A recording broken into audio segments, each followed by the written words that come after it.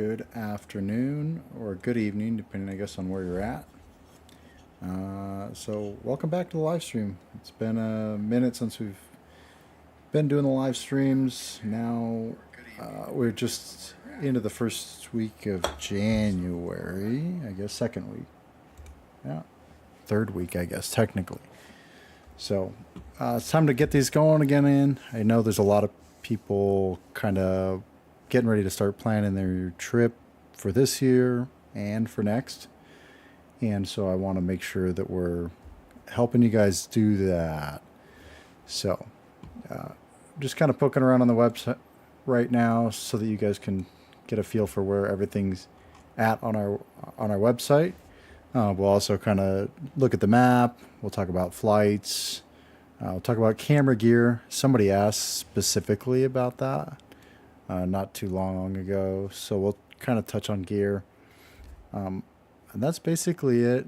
Today we are going to have a hard stop of like 6 p.m. I've got some other stuff going on. I know sometimes we run over a little bit, but not this evening.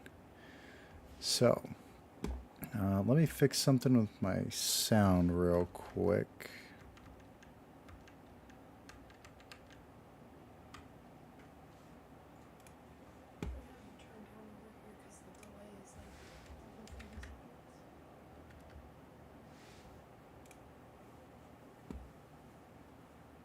Give me 1 second.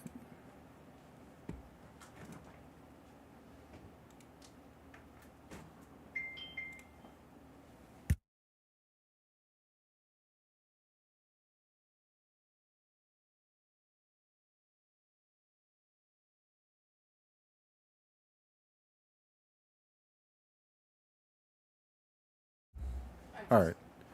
I'm watching. Okay, I think I got the sound fixed here for me anyways, because I was like hearing myself double, which is kind of a pain. So, all right. So if you guys are thinking about planning your trip up to Alaska, there's probably some important things to be thinking about.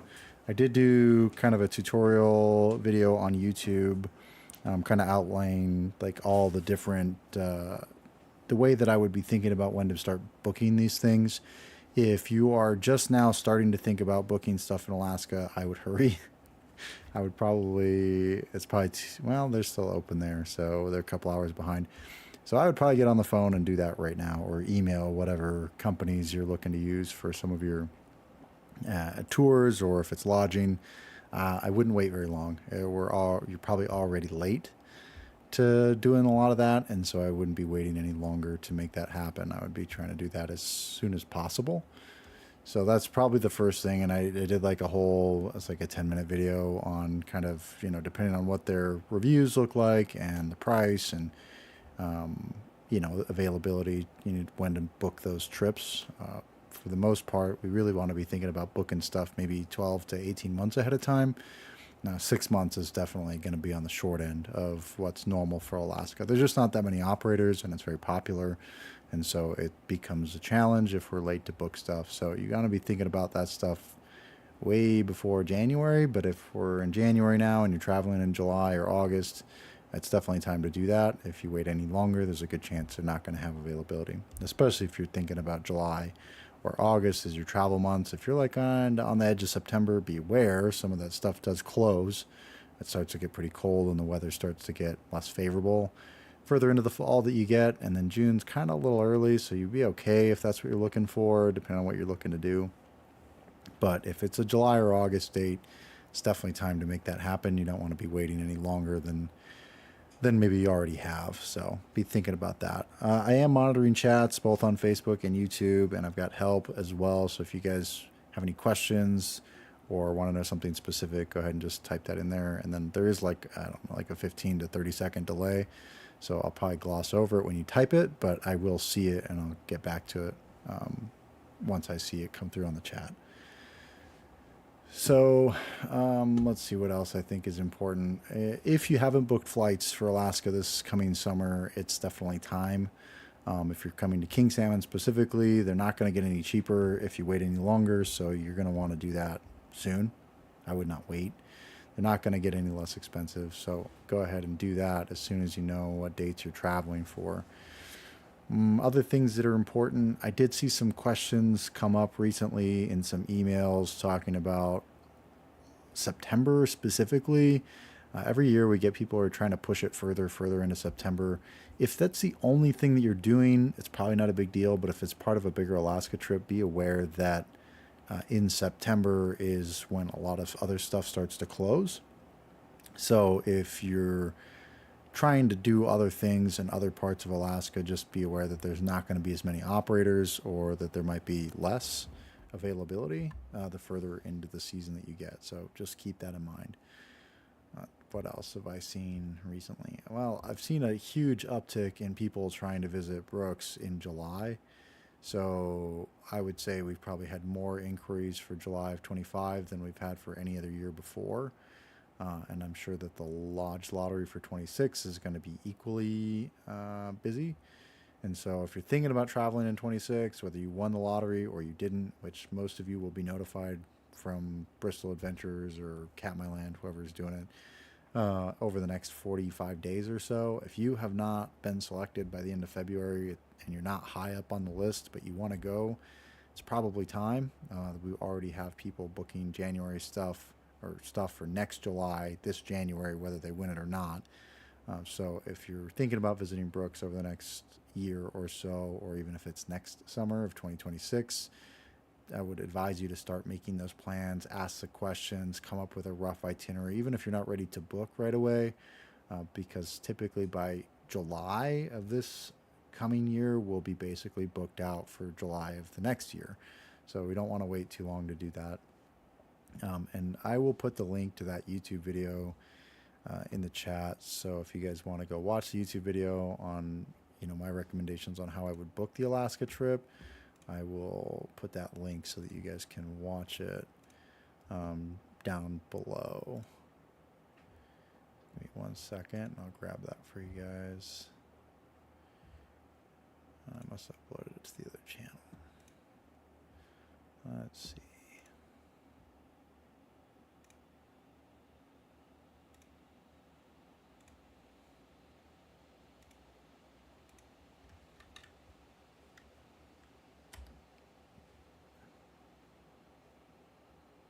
I don't know if that works. We'll try that.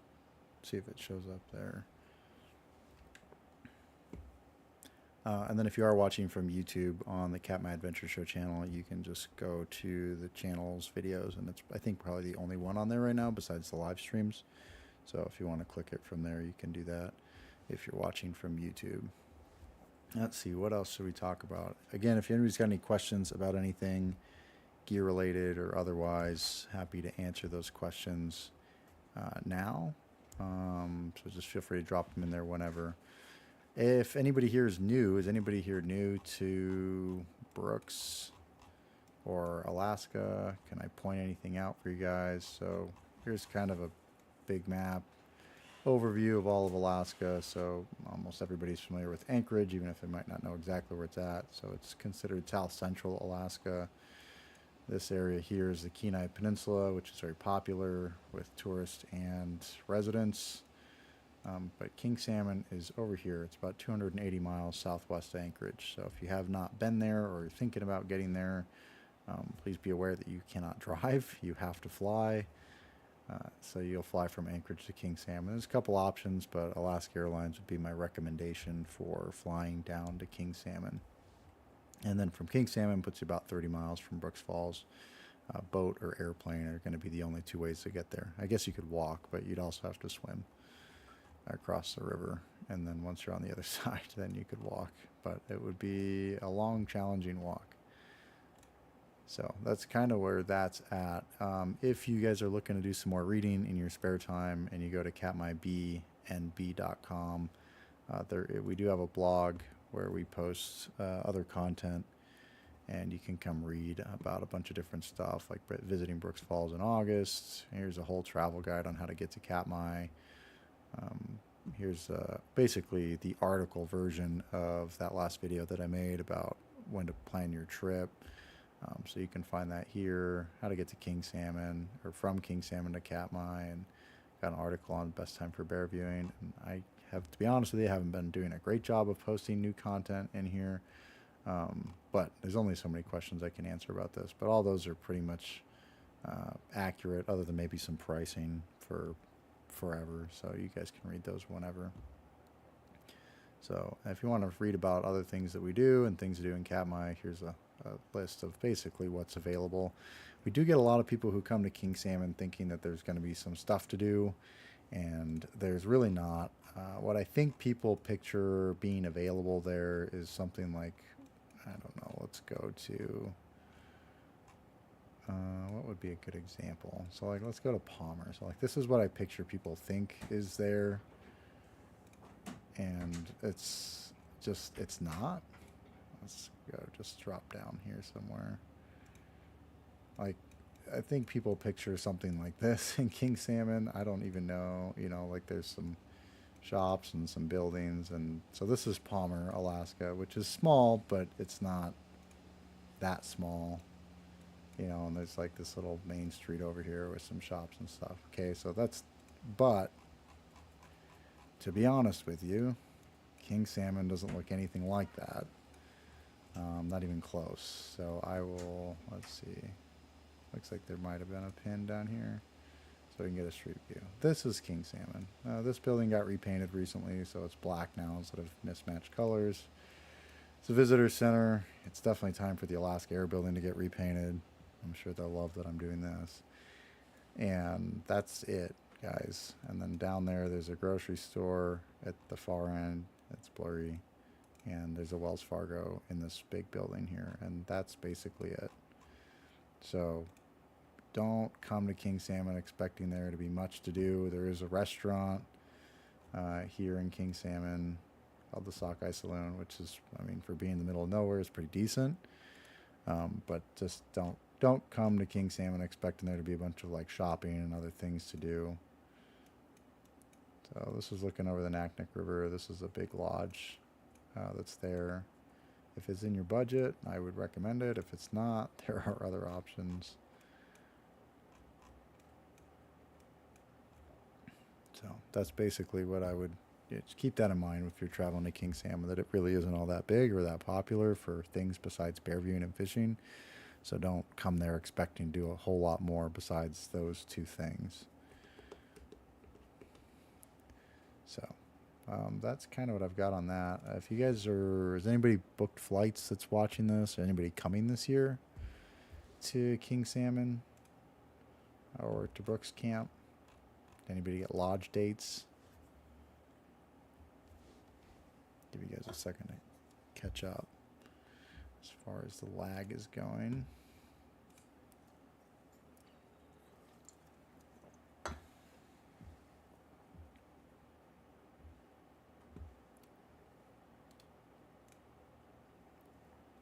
Let's see what we can look at in the meantime.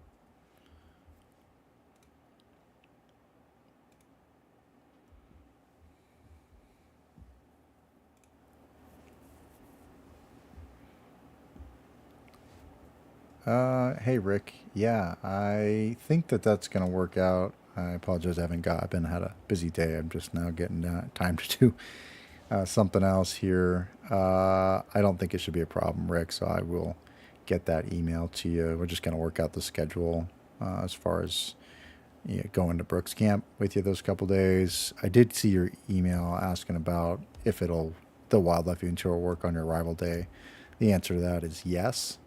We'll just might have to adjust it a little bit based on what time you actually get in, because I expect those Alaska Airline times to change a little bit. They're probably not going to be exactly whatever they're advertising today, so we'll wait to see what that final time is, but we'll put you on the schedule to do it, and then we'll just kind of adjust based on if that time is going to work. But we could just go at 6 or 6:30 or whatever time works. But I'll put you on the schedule for that. But I just haven't had time to type up the email. But I don't think there should be any issues. If you guys are coming kind of the end of August, these are kind of the pictures and the scenery that you can expect then. There are certainly less bears than in July at the falls. I wouldn't say there's less bears at Brooks overall. There's probably just as many.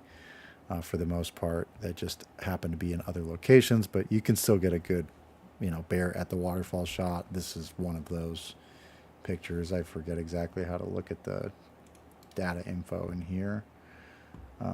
But this picture was taken that last week of, either the last week of August or first week of September. Most of these pictures were. So we got some Beady Bunch pictures. Here's a crappy JPEG from the Beady Bunch. I can't remember which two are here. I want to say one of these is Chunk.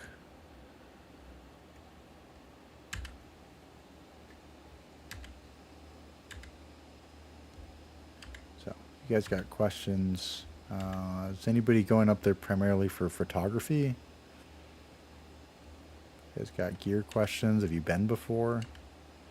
Can answer those kinds of questions. We do get a lot of people ask about Margot Creek. So this was a Margot Creek trip.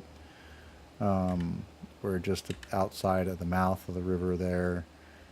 Margot Creek is a challenging location to visit. And sometimes I think it's probably overplayed, overrated on the internet in terms of like what to expect when you get there. If you're not ready to do about a mile of bushwhacking or walking through the creek itself, it's probably not really for everybody. You can visit the mouth of the creek like this, and we did see a sow with cubs. They're looking at them, but they're out of the frame here. So here's the sow, and she had two cubs that were kind of fishing for some dead fish as they floated down the stream. Obviously, we're not close here. It's just compression from the lens. But there's our boat. Here's that sow walking around again. I don't know if I got any of her cubs. The airplane. So this was a July picture, if I'm not mistaken.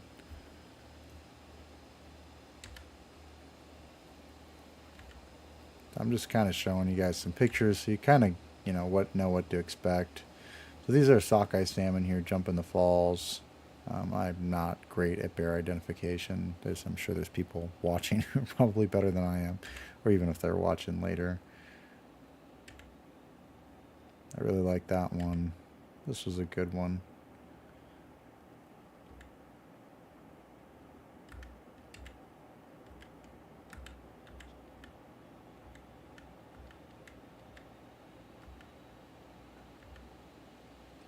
So, lots of pictures there. I don't know. I think I maybe took 3,000 pictures or something this summer of all the bears. And I didn't take pictures every day. Just some of the days that I was there, even though I went a lot. So lots of pictures. Let's see, what else is important? What else do you guys want to know? What else do you guys want to learn about? Have you guys been? Are you guys coming this summer? I know you're here, Rick, and you're planning on it. But I see there's a couple other people watching. Is anybody else thinking about coming this direction this summer, next summer, planning? If you guys have not been, or if you know somebody who would benefit from it, we are hosting, or I'm hosting, a live webinar on next Friday on how to visit Brooks Falls. And that includes although I'm not an expert in like the Anchorage Homer trips, we do go over them, and I've got some recommendations on who to use if that's what's within your timeline and your budget. Although it's probably not the best way to do it. If you're short on time, it's probably the only way to get it done. I wouldn't recommend necessarily coming through king salmon versus like a Homer or an Anchorage trip if you only have one day, because you're probably going to end up with about the same amount of time either way. The best way to do it from king salmon is to spend 2 nights and have, or at least 2 nights, and have a whole day to do that without the travel from Anchorage. If you're going to do it in one day, the travel time from Anchorage and then the transfers to an operator to get you over to Brooks, then back for the flight that afternoon, it ends up being about the same as just doing a day trip from Homer or for Anchorage with a float plane, and it's going to cost you about the same.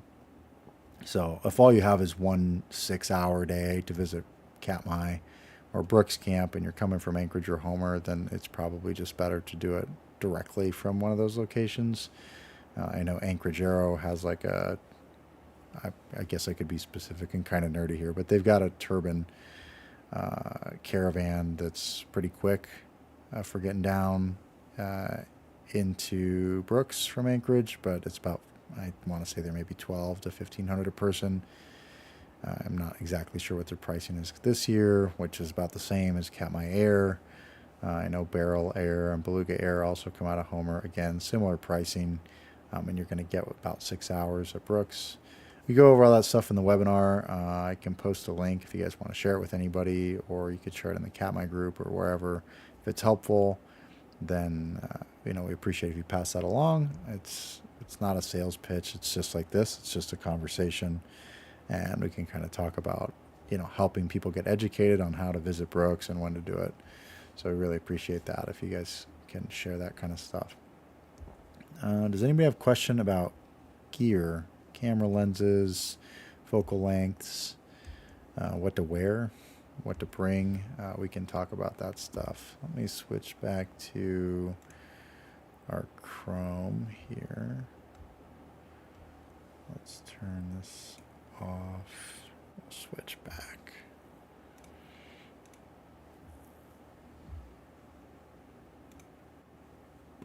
Cool. Let's look at flights real quick.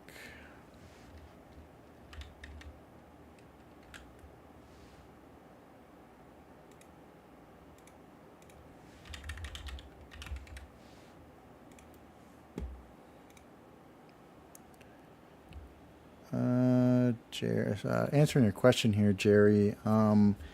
Guess it really depends on what which manufacturer or what brand camera gear you're using.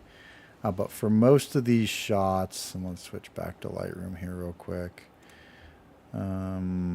Most of these shots are going to be shot on I think 100 to 500 is what most of my Canon stuff is shot on. I almost never go. I might shoot something in the 100 to 200 range, but most of the time we're shooting at like the full 500. And I might even have it on like a 1.6 crop, I think is the crop out of that on my Mark 6 or R6 Mark II. This is going to be what most of these shots are on. So like this is a falls picture from the platform, and it's going to be shot with that 1 to 500 lens. Some of the stuff might be a little more zoomed out. You could go to like a prime and a 600, but I think there's going to be some stuff that would be too close unless you knew specifically we're going to be shooting everything from far away. But unless you're like a photographer or somebody with really deep pockets, or maybe you're renting that, you probably don't really want a 600 at a prime or like an 800. That 1 to 500 is probably perfect. You could always get, something a little shorter, but that would be my recommendation. Like I would say 90% of my shots are taken with the 1 to 500 on the Canon. It's usually pretty bright out, so the concern for me is never like not enough light. Maybe if you were like kind of on the edge of the season, if you were pushing late into September and you were getting to stay and you were spending the night at the lodge so that you could maybe, you might actually be there when it starts to get dark, and then maybe you want something a little faster. If you've got a Sony, obviously they're very good with the noise and the ISO, so maybe you don't have to push it, you don't have to have as fast of a lens.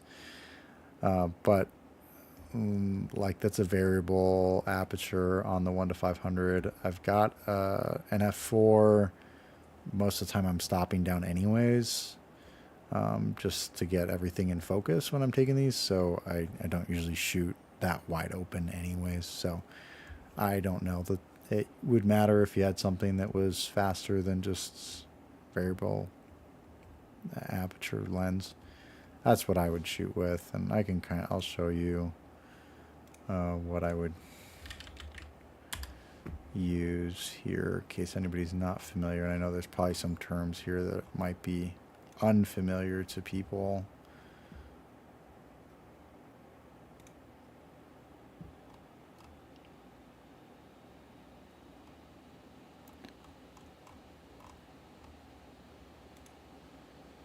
So I do most of the shots I took this summer are gonna be on not either of those. This lens right here. This 100 to 500 from Canon, and I've got a mirrorless camera, so the RF series. This is the lens that I use for most of those shots. And you don't have to make this financial commitment if you're not a photographer, if you're only going to use it once. You can rent this gear from a lot of different places, so you can spend significantly less than that if maybe it's, you know, once in a lifetime trip, or maybe you go on a trip like this once in a while. You don't need to spend $2,500 on a lens that you might only use for a week.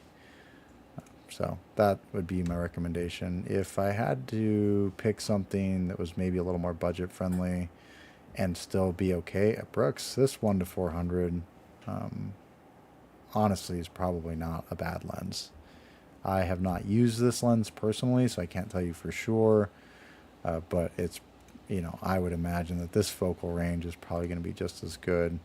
Probably not going to get the weatherproofing you get with that other lens, with the other series, but it would still be a good lens. Do your own research. I don't want to steer you wrong, but reviews are decent. I have heard good things, but I have not used it personally. And then this kind of stuff is probably overkill for most of us, including me. Like I wouldn't spend that. And that lens is massive and heavy. Not necessary. Oh. Let's see. You're good. So my help just told me that I had forgot to switch here. So, in case I hadn't, so this RF 100 to 500 is the lens that I shot most of those pictures with. This would be my recommendation for a secondary lens, RF 100 to 400. If I had to stay in a smaller budget, because this lens is pretty expensive. So if you had to pick a cheaper one, this one probably still takes great pictures. Although you can use your iPhone. I don't know. I think I would probably rent one of these to use when I go to Brooks. I've seen lots of people take phone pictures. I've taken lots of phone pictures. There is a pretty significant difference in quality between having a real camera and the iPhone, but the iPhone is good enough if you don't have one, but I wouldn't expect to get all the detail that you're going to get in, you know, in a picture with my phone. And like this picture is taken maybe at about 150 yards. Let me switch real quick. This picture of one of the Beady Bunch bears was taken probably about 150 yards. There's no way I could get that much detail that sharp with my phone from that far away. So hopefully that answers your question, Jerry. I know that's probably longer than you were expecting. But you certainly could use whatever camera body you've got. I think the focal length is probably where you're going to find the biggest difference in performance. You know, how much of the frame can you fill and at what quality. And if you really want a close-up while respecting the space that we should be giving these animals, you're probably going to want something in the 400 to 500.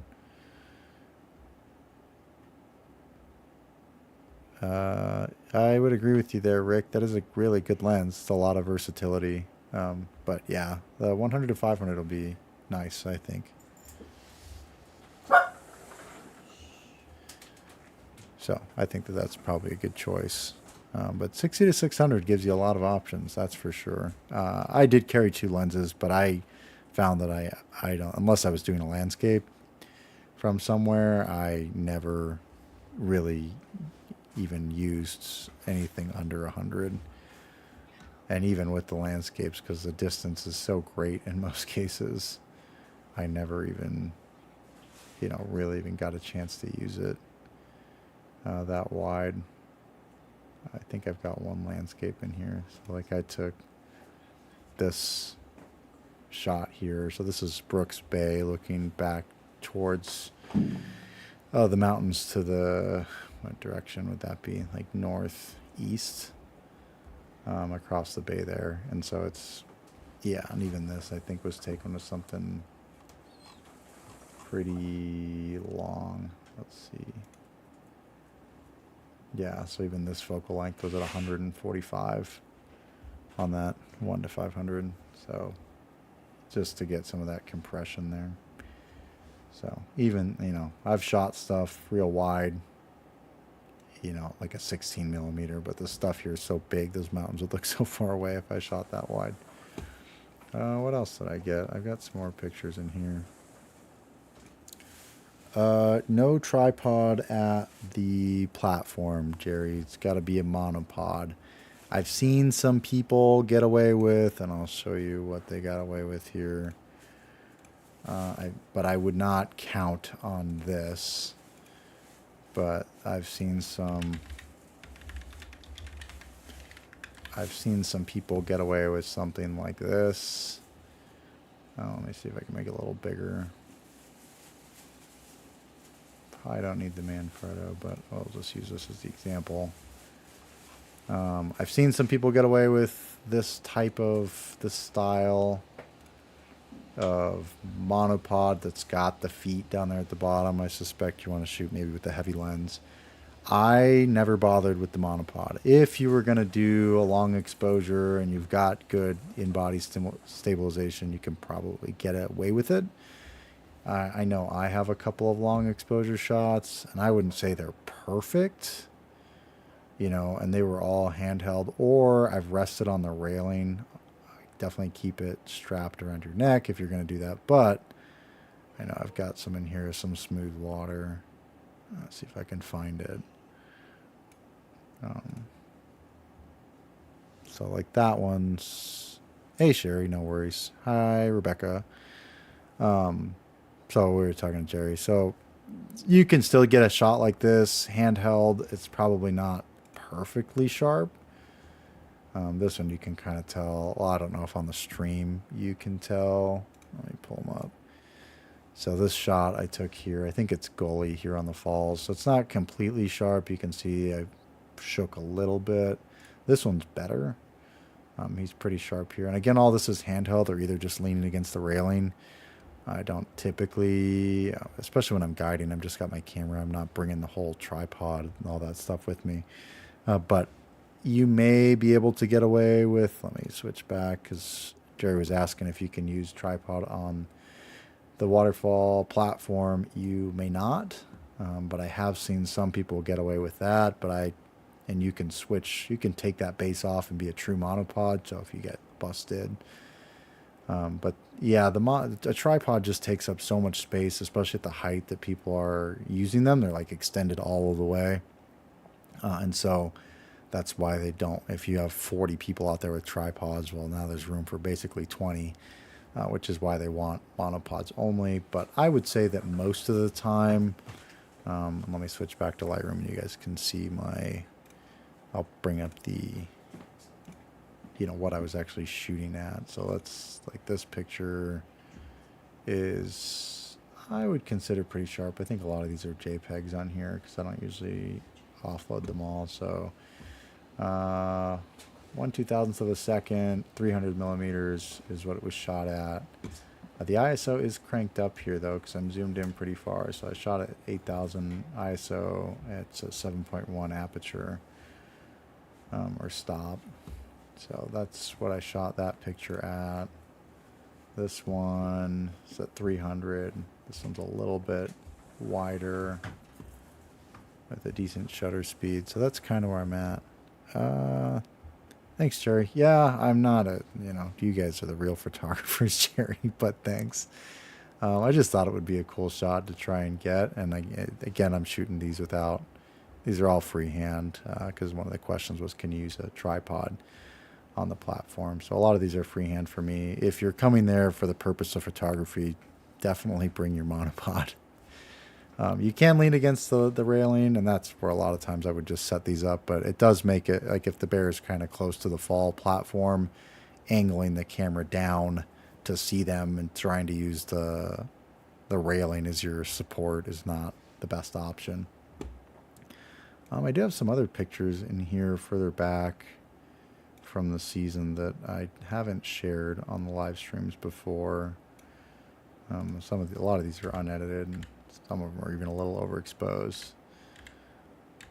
But there's some cool pictures back here. But I was trying to find, there's a sow with a couple cubs on the beach. So this, I want to say, was a July date. This is underexposed for sure. July 17th was the most bears I saw at the falls. It wasn't the most bears this summer, but it was the most I saw. And we counted like 40 something, so pretty wild, which again is why July is so popular. So if you're thinking about July for 2026, now is definitely the time. This is looking back out over the bay. So here's that sow with a couple cubs. They were on the beach one day while I was watching the boat. And you guys, this is the first time anybody's seen these pictures. I've never shared them anywhere. There's a couple in here that are pretty good.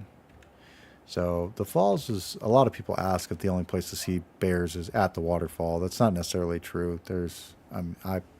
When I'm watching the equipment, the airplane or the boat, and I'm on the beach, I see, I don't know, 10 or 12 bears in July, maybe a few less in August, and then probably more on the beach, honestly, in September, because they disperse from the falls since there's just the dominant bears up there, and less, there's less bears and less fish at the falls, so they kind of spread out across the entire river, and they're looking for fish. These, I think, are July dates. Yeah, July 8th, but it stands true even in August and September that there's quite a few bears wandering the trails, the river, and the beach. So it's not the only place to see them. That's a pretty good one. I really like this picture. These three here were pretty photogenic this whole time. I probably took, I don't know, at least 100 pictures of them, if not more. And I've already narrowed it down quite a bit, and I still have a crap ton of pictures of these guys.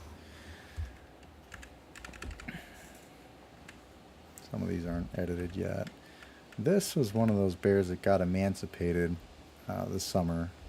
I forget what number she got assigned. I want to say 719, but I don't remember if that's right or not, and I'm not the bear identification expert. But she was pretty lanky. She really hadn't grown into her legs, and she hadn't filled out yet, but she was always down playing by the beach, splashing in the water.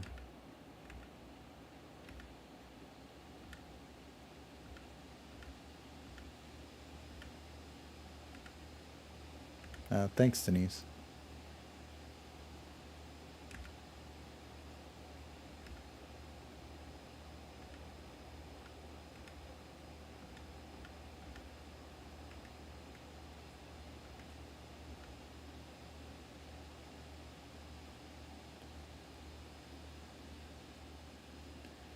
I know there's a few more people here than before. We covered some camera gear. If anybody's got questions about that, happy to answer that again. If you guys are thinking about planning flights or booking things, if you're not already booked, now is a good time to ask those questions. I'm happy to answer them for you. I am going to hard stop the live stream today at 6. I've got some other stuff I got to do, but that's basically, kind of what we've covered so far. Right now we're just browsing through pictures from the summer. So if you guys got questions, planning questions, flight questions, Alaska questions, or if you guys want to talk about anything besides Alaska, we certainly can. I know that's where most of my expertise lies, but I'm happy to talk about airplanes or boats or whatever you guys want to talk about. We can talk about Alaska. There is Sherry here is probably the Alaska expert in general. She's got quite a bit of information on all the other different places that you can go and visit and how to do it, including cruises and land tours. So she's definitely probably more of an expert than I am for the rest of Alaska. And then she's been to Katmai. Sherry, we are not doing that at this point. The couple operators that I've spoken with about Hallow Bay is that it gets a little bit wild with the amount of people that are going into their float plane traffic into Hallow Bay. While it is a good early season option, it would extend my season probably about 4 weeks earlier than I would intend to be operating. And there's just not enough traffic coming through King Salmon to make that work. They don't really line up. There's a little bit of overlap there at the end of June between maybe some Katmai at Brooks Camp and then Katmai in Hallow Bay. But I think that we'll probably end up leaving that as just something that we end up not doing. Although I see the draw there, but those bears are not present in July and August in Hallow Bay like they are at Brooks Camp. And so I'm not really looking to extend our season back towards the spring. I just don't think there'd be enough business for us to justify Hallow Bay out of King Salmon. We've thought about it. I know I told you we might do it. Unfortunately, it's just not going to be something that really makes sense for us or for our customers coming out of King Salmon. So we'll let the Anchorage and Homer operators continue to cover that.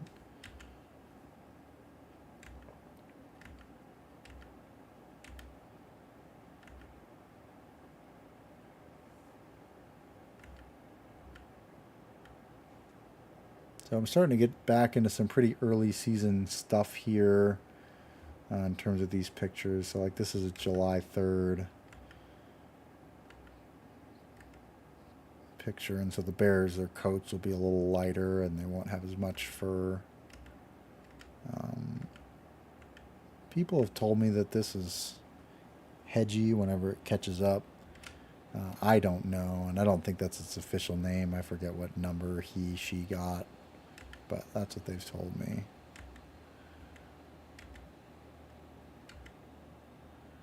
Chunk. So this is a view of the river from the Riffles platform. I know there's a lot of questions about can you see bears from the Riffles platform. So I'm looking downstream from here, but you certainly can see bears at the falls from the Riffles platform if you look to the left. And so the Riffles platform is where you'll spend some time in between accessing the main platform if there's a wait, or you can just go down there and hang out. There's nothing wrong with the Riffles platform either.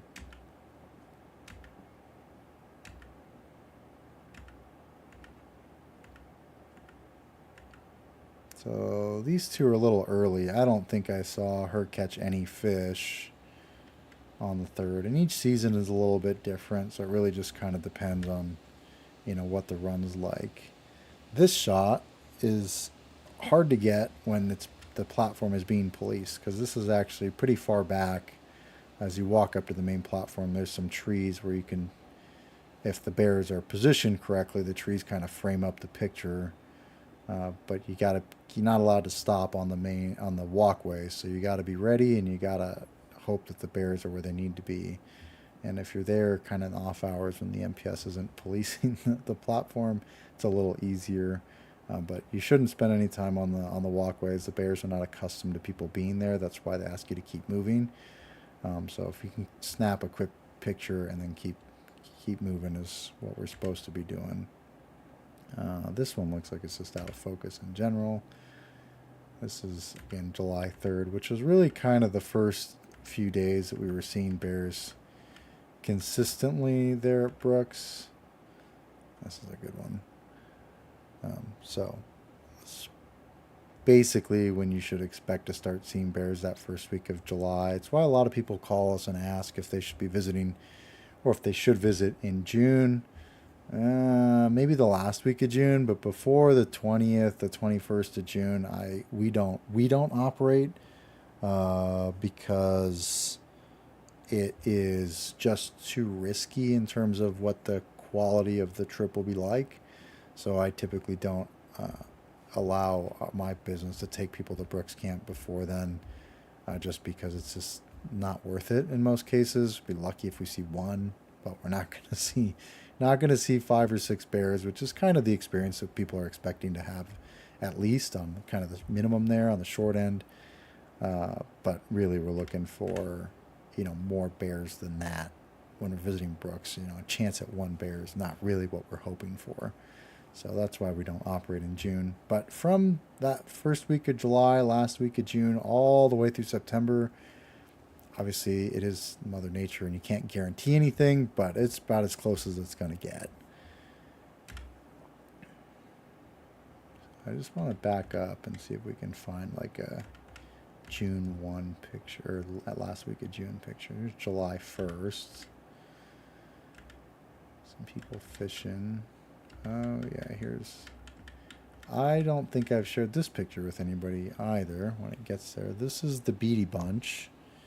I think this is June 23rd. So this was the first day we saw any bears at Brooks last year. And this is the Beatty Bunch being spotted by us for the first time. I think maybe they had wandered through camp once already. But this is them. Let's see, Sherry. Does anyone have any predictions on the salmon run for this year, whether it will be early or late? That's probably a difficult question to answer, quite honestly, Sherry. I don't know that there are any predictions on when it will arrive. Alaska Department of Fish and Game does give us and we're pulling from a commercial composition report on what type of fish we should be expecting to return. So sockeye salmon return basically between 1 and 3 years after out in the ocean. And they kind of give you an idea what that stock is supposed to look like based on past years. They can kind of predict what size of fish, what age of fish would be returning, but they don't give you a date. But I will give you my personal experience, which can be anecdotal. It might not be scientific because it's not, but we do guided fishing trips, and I always, when I bring people or I sell those trips for guided fishing on the Naknek River, the peak of that run has almost always occurred between the 5th and the 20th of July. And so there's going to be some fish that arrive before that, sometime in June. The earliest I've seen a sockeye was like June 20th or something. That doesn't mean they got there before, but like I actually saw it with my own eyes. We caught it, and it was all by itself, and that was like the first week or the last week of June. But I would expect the fish to start to arrive at Brooks Camp sometime between the 25th of June and the 5th of July. Some will start to arrive, and the more fish that arrive, the sooner they'll start pushing or seem like they start to push up into the river. It's really a numbers game. The more fish that are there, the more fish are jumping, the more bears are present. But depending when that is. But if you wanted to try and predict it, I don't.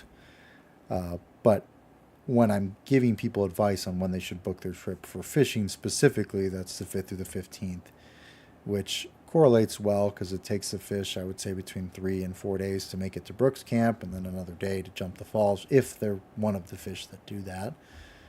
So I would say if we would expect good numbers the first week of July, I would say between the 5th and the 10th is probably when we'll see the fish really start to jump at the river. But there's still some weather dependency there. They like it when it's warmer, not so much when it's cooler.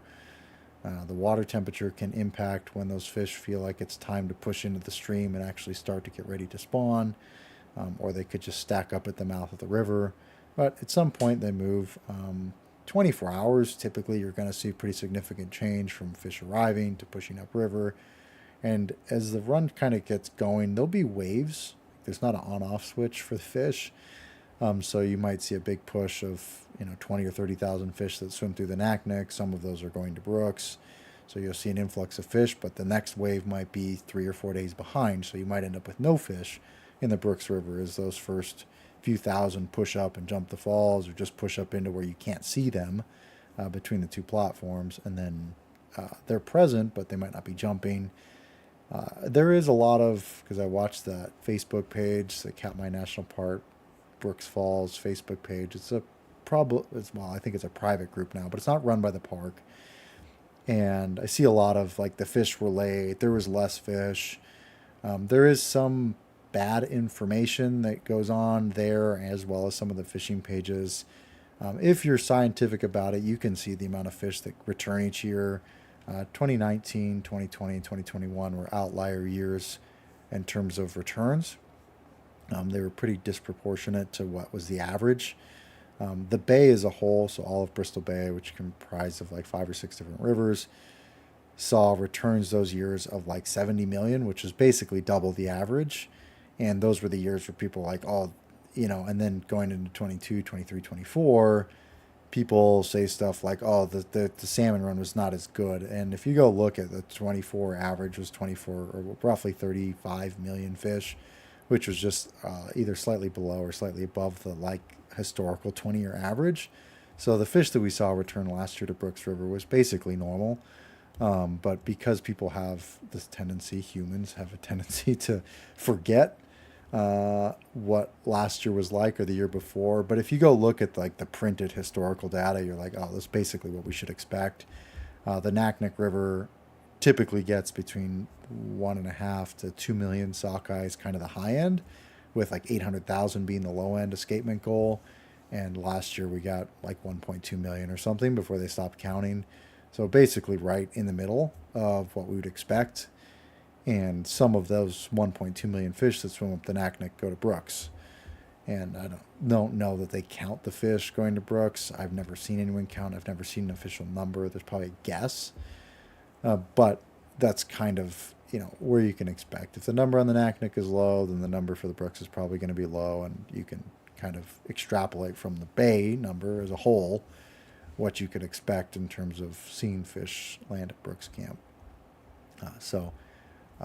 I know that was kind of a long way to answer your question there, Sherry.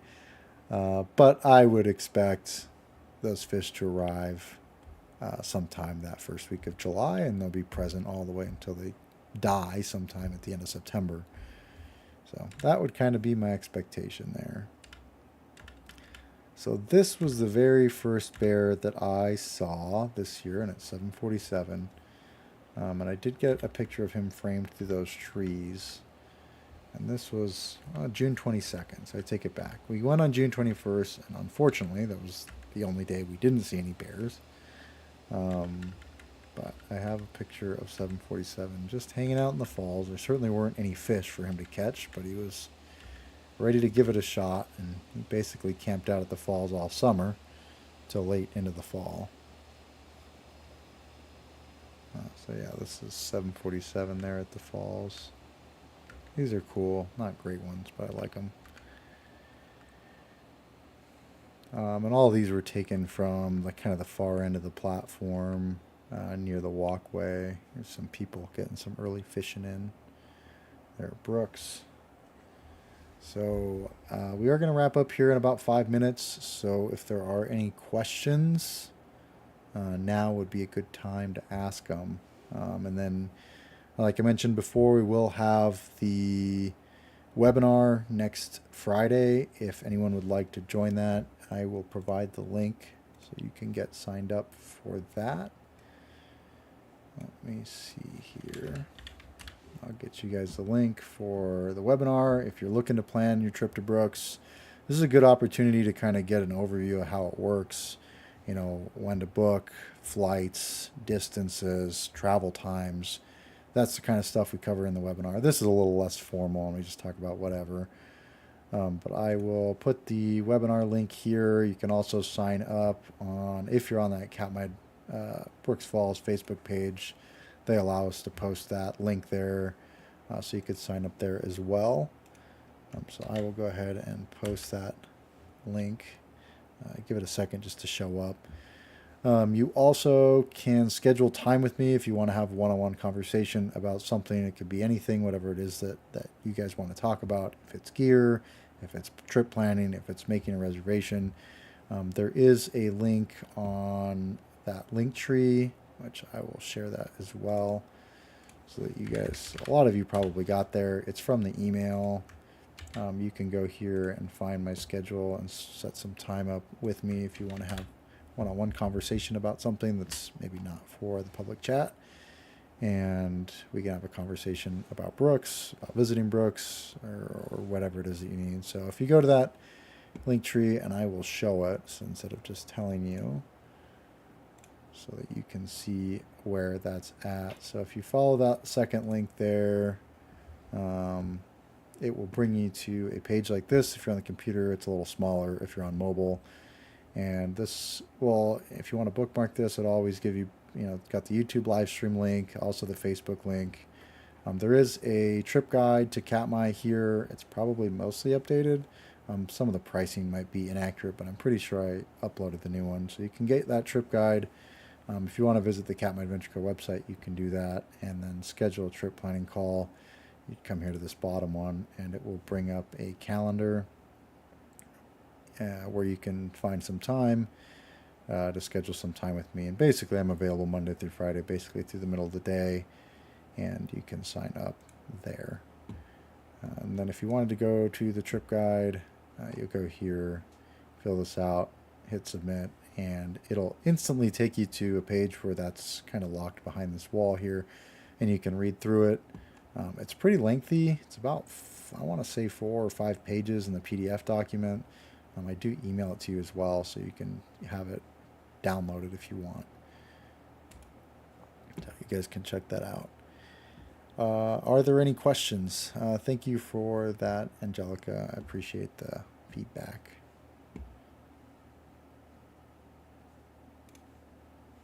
We'll go back over to, we'll just finish up this conversation here. So if you guys have any questions, now's a great time to ask them. You can email me if you would like. I'll put that down here in the chat. Perfect, Denise. I appreciate it. Yeah, awesome. Good to hear that your flights are booked. Definitely don't want to wait on that.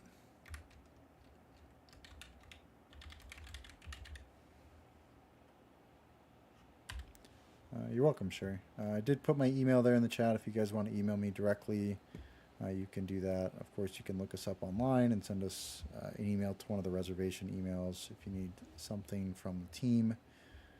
I do look forward to seeing you guys on the webinar next week. We will have the live streams are back. Sherry kind of reminded me that those are probably a good idea and people enjoy them. So I appreciate you being here, Sherry. So we will be doing the live streams every Thursday at 5 p.m. Mountain Time. I don't know exactly where everybody's at. And we'll go for about an hour. Some weeks we'll run over because I won't be so busy.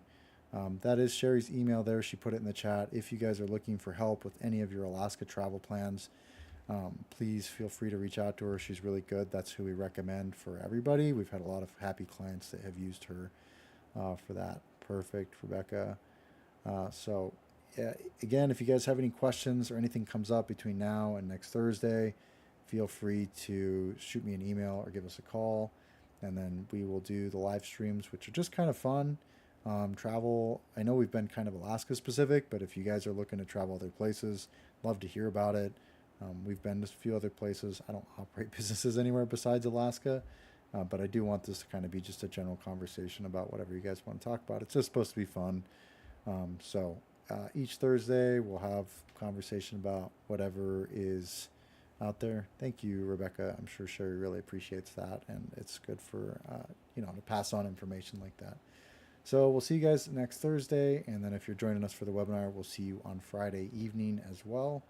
And I will catch up with you guys probably next week.